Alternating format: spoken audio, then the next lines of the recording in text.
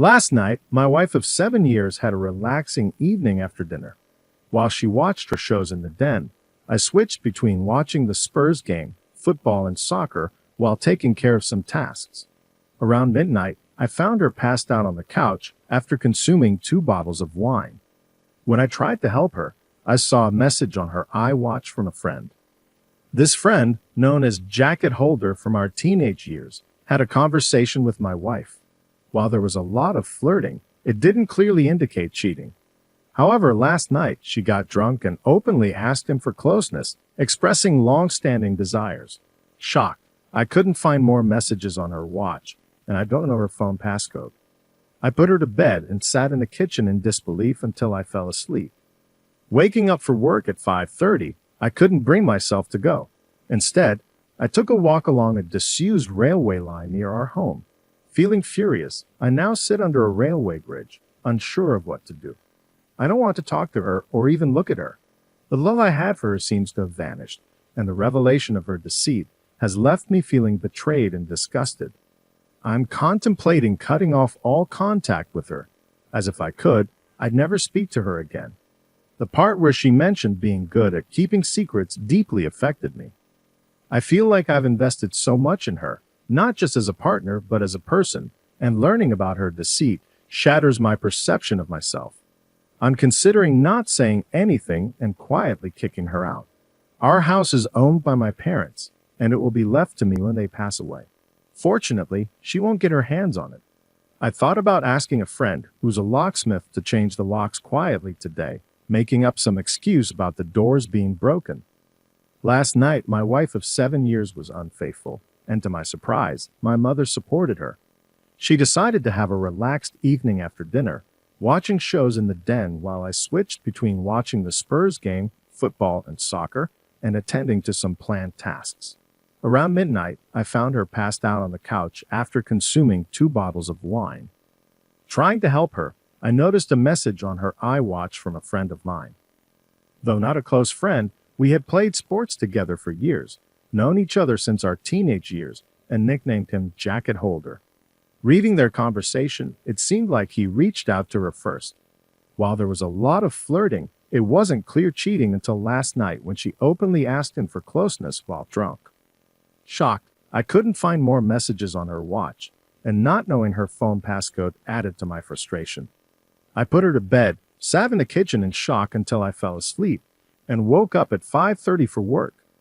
Unable to bring myself to go, I took a walk along a disused railway line near our home, feeling furious and betrayed. I'm now sitting under a railway bridge, contemplating what to do. I don't want to talk to her or even look at her. The love I had for her feels gone, and I want to cut off all contact if possible. The revelation of her being good at keeping secrets has deeply affected me. Considering not saying anything, I'm thinking of quietly kicking her out. Fortunately, our house is owned by my parents, and it will be left to me when they pass away. I'm even thinking of asking a friend who's a locksmith to change the locks quietly, making up some excuse about the doors being broken. After he's done, I'll lock the front door, and she won't care as long as I'm present. Then, I'll ask her to come out to see something in the backyard. Once she does, I'll quickly lock the door behind me. It may sound childish, but I'm at a loss for what to do. Looking at a bottle right now, my life feels like it's falling apart. As for that so-called friend of mine, there's no doubt he was up to something. I plan to confront him soon, not physically, but by exposing his actions. On Wednesday, October 28th, after writing my post and feeling completely messed up, 2 dog walkers approached me, clearly concerned.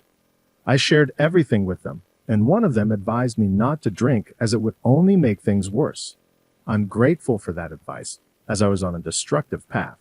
I threw the vodka away, reached out to a friend, and he offered to let me stay at his place to calm down. He was at work but told me where the spare key was. We live in a small town of around 15,000 people, and he wasn't far away. When I got to his place, I sat on his couch, trying to regain my composure. Throughout the morning, I received multiple texts and calls from my wife wondering where I was and what was going on, as my work van was in the driveway and I was nowhere to be found. I texted her back, explaining there was an issue with the van's engine. which she seemed to accept with a simple okay. When my friend returned from work around 5 o'clock, I told him everything and asked for his advice. I also told him not to share anything about jacket holder as I didn't want my wife to find out. I'll deal with him later by exposing his actions, not through physical violence. Regarding people saying he did nothing wrong, he initiated contact with my wife, and the messages were very flirtatious. I don't understand why he messaged her in the first place. They hardly knew each other, and it was flirtatious right from the start. My friend suggested I maintain a low profile and consult with a lawyer to explore my options, which I did today. He dropped me off at home around 6 o'clock a.m., utterly exhausted. When I arrived home, I was extremely tired, and my wife seemed suspicious, bombarding me with questions about work. I asked her why she was so concerned, and she mentioned noticing my flask and lunch bag left in the front passenger seat. Sensing that something was amiss, I was about to lie, but I was too fatigued to put on a facade. So I admitted that something was indeed wrong. I explained that while putting her to bed last night, I saw a message on her iWatch, read it, and discovered she was unfaithful. She went from a person with a sense of power to a scared individual within seconds. I confronted her about begging that person for closeness, mentioning her claim of being good at keeping secrets, and I read all their messages. She began crying, and I walked away, heading upstairs for a shower. When I came back out, she was sitting on the top stairs still crying, immediately making excuses. She said she was drunk, vulnerable, and had never done anything like that before. She also claimed that he initiated the conversation and that it didn't mean anything. She insisted she wasn't going to follow through with it, echoing what others had said. However, she didn't try to blame me, perhaps because she knew I would kick her out if she did. I informed her that I wanted a divorce and asked her to leave the house within a month. Since then, I've told her to move to the spare room, and I've mostly ignored her, responding with scowls and shaking my head when she starts talking nonsense. I have no desire to hear what she has to say. She spent the night in the spare room, and I haven't spoken or texted with her today. If I'm lucky, she might be gone when I return from work, but I doubt my luck is that good. Regarding getting her out, I discussed the situation with my parents. My mother insisted I shouldn't throw her out onto the streets, as she and my wife are close. We've been together for almost 11 years. My mother argued that it was just words, and that we should work it out like adults, emphasizing that my wife hadn't actually done anything. She took my wife's side over mine, which surprised me. I'm concerned that my mother's opposition might complicate matters.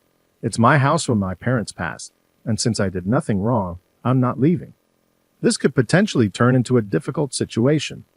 I've scheduled an appointment with a divorce lawyer for next week to discuss my options. Until then, I plan to continue ignoring my soon-to-be ex-wife. I doubt she'll admit anything further, and now I'll never know if she was an excellent liar or just talking to gain his support for an affair. I apologize for the delay in the update. I had the chance to write it now as I'm finishing work. Back to the grind, I suppose. Monday, November 16th. It has been 20 days since I discovered my wife's attempt to cheat on you with my friend, and the situation has become unbearable. I gave her a month to leave, and she has been sleeping in the spare room. However, it's evident that she has no intention of leaving, especially after influencing my mother. She doesn't have a place to go, but that's not my concern. I've consulted with my divorce lawyer multiple times and am in the process of preparing a divorce petition and serving her with divorce papers. I've also opened a separate bank account and taken half of the balance from our joint account. The atmosphere in the house has become tense. The living room has become a sort of neutral zone, as both of us spend most of our time in our respective rooms. I've intentionally been working late to minimize interaction with her. I've been completely ignoring her, but I started implementing the 180-in method, which advises being civil albeit somewhat distant. It has helped me avoid feeling like a monster who refuses to acknowledge her existence. It was the wrong approach, and I ended up feeling like the one who had wronged her, which was not the case. The only time I broke from the 180-in was when I walked into the bathroom last week, and she was sitting on the floor crying. I helped her up and gave her a comforting hug, although it was more of a there there gesture than a loving embrace. The sad part is that I'm so suspicious of her now that I wouldn't put it past her to stage a performance. This toxic environment is affecting my thinking, and she keeps insisting she'll do anything to save the marriage and prove it was just a foolish mistake. I mentioned a lie detector test, although I don't intend to actually have one. I simply wanted to gauge her reaction. She initially agreed to it, but later came to me with her tablet, discussing the inaccuracies and the potential for false readings due to anxiety and nervousness. Given her anxiety disorder, I couldn't help but laugh. It wasn't a normal chuckle. It turned into a childish giggle. It seems she's willing to do anything to save the marriage except taking a lie detector test, which is intriguing. However, it doesn't matter anymore, as I mentioned in my previous post. All the love I had for her vanished when I read those hurtful things. I no longer see her as my true love or someone I can trust with my life. I see her as trash that needs to be removed before it stinks up the place. After I exposed Jacket Holder to our friend group a few weeks ago, he has been a topic of conversation. It's safe to say he's lost all his friends among us and has been completely isolated. I attempted to contact him a few times, but he refused to answer and eventually blocked my number. I have no sympathy for that little rat. I hope it was worth it. I've had numerous conversations with my mother about this situation, and during a heated argument, I asked her why she was taking my wife's side. I wanted to know if there was something she wasn't telling me. Was she expecting us to live as roommates, pretending nothing happened? It seemed absurd to me. My mother explained that she has always seen my wife as the daughter she never had but always wanted. My mother had an unborn daughter before I was born, which has haunted her. She attached herself to my wife since we got together, and they share a close bond. Since my wife doesn't have family or many friends with busy lives, my mother finds it unacceptable to throw her out, especially during a pandemic. My mother tried to reach a compromise, suggesting we revisit the situation in 3 or 4 months and encouraging us to try couples counseling before giving up. I'm unwilling to do that, as the thought of spending Christmas under the same roof as my wife makes me feel sick. She always wants to do it right, and it would be a complete disaster. My father, on the other hand, is a quiet and reserved man. My mother's opinion has always held more weight in our household. Some people have criticized me, calling me selfish and spoiled because the house isn't mine and I have no right to make demands. However, it has now come down to a choice between my wife and me for my parents. If it comes to that, I'm prepared to walk out the door and never return. I need to be able to look at myself in the mirror with self-respect, and someone needs to keep their word in this situation. If I do leave, a friend has offered me a place to stay for a few weeks until I get back on my feet. But if I do walk out that door, I'll cut ties with my parents. They may see it as me giving up on them without trying to fix things, but I see it as them choosing someone who broke my heart over me. The logistics of this once I'm gone are unclear, with my wife staying there and my mother and father taking care of her, while their own child goes off alone. Regarding the house, my parents allowed us to move in a year after our wedding. They presented it as a belated wedding gift, although that was just the talk at the time. Their plan was always to move out and have us move in. I've invested tens of thousands in it over the years, but that's beside the point. I have daydreams of leaving everything behind, starting fresh in a new place, but I have nowhere else to go. I've lived in this town my entire life, and it's all I know. Am I being too harsh? I'm ready to sever ties with my parents, but I feel torn. Why should I be the one to lose everything and everyone? I've tried to be a good person, believing that good things happen to good people, but now I'm starting to doubt myself. Perhaps I'm not as good as I thought, and maybe I deserve everything that's happening. On Wednesday, December 2nd, I no longer consider that house my home. I saw on the calendar that my wife had a hospital appointment with her eye doctor, so I used that time as an opportunity to gather my belongings and move out, which I did. After arranging my things, I left the house keys on the kitchen table along with the divorce papers I received from the lawyer last week and departed. I've blocked both my wife and mother's numbers, and any future communication with my wife will be through my lawyer. As for my current living situation, I'm staying with a friend for a week or two, and hopefully, I'll secure my own rental place before Christmas. It's been a few weeks since I last spoke to my parents. Our last conversation was through text messages where I tried to explain in detail the hurtful things my wife said to jacket holder and why it deeply affected me. I expressed my doubts that it was her first time doing such things, particularly with the "I'm good at keeping secrets" comment. My mother said she couldn't talk to me in my current state and needed me to cool off. She tried calling me a few days ago, but I ignored her call and blocked her number. I feel profoundly let down by my parents, and it feels almost worse than the initial betrayal by my wife. At this point, I doubt if I'll ever speak to them again. During times of difficulty, you expect your family to be a source of strength. Unfortunately, my parents have shown weakness. They've made me feel like I'm the one at fault, that I'm overreacting, and that I'm tearing the family apart. Well, I'm not. I didn't ask them to move mountains for me. I only wanted them to help me remove my cheating wife from the house. They made their choice. My father also had a chance to stand up for me, but didn't. You make your choices, and you live with them, I suppose.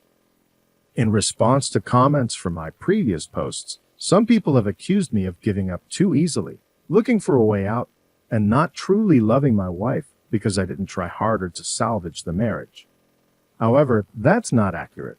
I love my wife more than anyone else on this planet, and her betrayal devastated me. We all have our boundaries, and when those boundaries are crossed, things change irreversibly. When I read those hurtful texts, something inside me changed. I fell out of love with her, like waking up from a spell in the movie. Anything attempted after that would just delay the inevitable. I'm curious about the dynamics of my parents' relationship with my wife now that I'm gone. Will they continue to support her, knowing it has strained their relationship with their son? As for me, I have aspirations to travel. My wife disliked flying, so most of our vacations were in southern England, places like Newquay, Cornwall, and Devon. It would be fantastic to travel abroad again. The last time I was overseas was at the age of 20 for a friend's trip to Greece 13 years ago. I'd love to explore some parts of America once this pandemic settles down. That's essentially my story. This will be my final post as I don't want to overstay my welcome, and I believe I've shared everything I needed to. If you want updates on my journey down the line, feel free to send me a direct message, and I'll do my best to keep you in the loop. Thanks for reading, and goodbye. Fast forward to Wednesday, May 26, 2021. It's been over 7 months since I first posted on Reddit. I thought I was done seeking advice as I had made my decisions and acted on them. However, a phone call this morning has pulled me back into the mess. I've relocated 15 miles away, changed my phone number, and continued with the process of divorcing my wife. She has ignored requests from my divorce lawyer to cooperate, causing delays. We're now in the process of seeking an official court order for her to be served. This morning, I received a call from my friend informing me that my dad wanted to reach out because my mother is unwell. He asked if it was okay to share my new number, and I agreed. My dad called to inform me that my mother is in the hospital in stable, but not great condition. This was a shock since I haven't heard my dad's voice in a long time, and he sounded emotional. He explained that my mother really wants to see me, so he requested that I meet him at the hospital and visit her with him tonight. I agreed, and we arranged to meet outside the hospital. I decided to leave work early as I couldn't concentrate, and I'm now anxious, questioning if I've made the right choice. I fear I might get drawn back into the chaos I walked away from. I've never felt this nervous before, and the lack of control I have over the situation is causing my mind to wander in various directions. It feels like I'm entering a burning building blindfolded, not knowing where the exits are. Why does she want to talk to me now? Has she had a change of heart? Unless she's also had a personality transplant while in there, I find that unlikely. Will my wife be there? I have no interest in ever seeing her again. I'm still angry about what transpired with them and the way they took my cheating wife's side over mine. I've been going back and forth in my head about going at all, but I will go. I was also thinking about seeing if she wanted to speak over the phone instead, but I'm not sure if she would do that or even if she's well enough. I feel like the bad guy here and that I might have caused this by walking away. How would you handle this? On Saturday, May 29th, I did end up going to the hospital on Wednesday night. After much deliberation, I was on the verge of backing out at the last minute as my courage wavered, but I needed closure and knew I'd regret it if I didn't go. When I arrived at the hospital's parking lot, I couldn't help but feel paranoid, half expecting my wife to jump out from behind a bush or something. I met my dad at the entrance, and it was quite awkward as he tried to hug me, but I declined. I made it clear that if my wife had any presence here, I would turn and leave. He assured me she wasn't around, and we proceeded to the ward where my mother was. When I saw my mother, I was shocked at her appearance. She seemed to have been through a lot. I've never seen her look so frail. She had a severe black eye along with bruises and discoloration on one side of her face. She had a bad fall, breaking 2 ribs, shattering her elbow, and hitting one side of her head on the ground. So, elbow, ribs, then her head in that order. As she saw me, her expression changed from being zombified to more animated. She told me how much she missed me and wasn't sure if she'd ever see me again. I reminded her that if she truly wanted to reach me, she could have. We had a conversation about what exactly had happened, how she was down for a few hours before my dad found her, and her determination to mend bridges with me. I brought up my wife and the ongoing divorce process, explaining that I had been pushing for it, but she seemed to be ignoring the letters. I asked if my wife was still in the house, and my mom admitted she was, which made me disgusted. She began to say that my wife is lost without me and is not doing well. It became clear to me that my dad asked if I would keep in touch with him when he walked me out, and I said I would, though I'm uncertain if it's the right decision. Time will tell. Once I returned home, my emotions were a roller coaster, shifting from sadness to anger. However, I'm relieved I went. I couldn't help but think about my wife and what she once meant to me. The pain remains when I reflect on the events of the past 7 months. It's hard to believe they're real. The speed at which everything fell apart was astonishing. Life moves quickly, especially when you're not paying attention, and I wasn't. It was pure luck that I discovered her attempted infidelity, just a cosmic coincidence. I never noticed the signs or connected the dots. I only saw something on her watch that shattered my life. Now, I'm aware that it wasn't the only instance. I feel it deep in my heart. I recognize her for what she is and feel only contempt, not love. It seems she stole the best years of my life. When I reminisce about the good times, they're tainted. They feel like someone else's life, not mine. My friend suggested I see a therapist to help process my emotions and experiences. It's something I'm considering as I feel a bit broken inside. The last 7 months have been the most challenging in my life, but I prefer this truth to ignorance. I'm saddened by how it all unfolded, but you can't choose how someone betrays you. I suppose the lesson is to learn from it. I remember hearing that loyalty is one of the most underrated character traits, and I now understand its significance. Perhaps it's undervalued because you rarely discover someone's true loyalty until they betray it.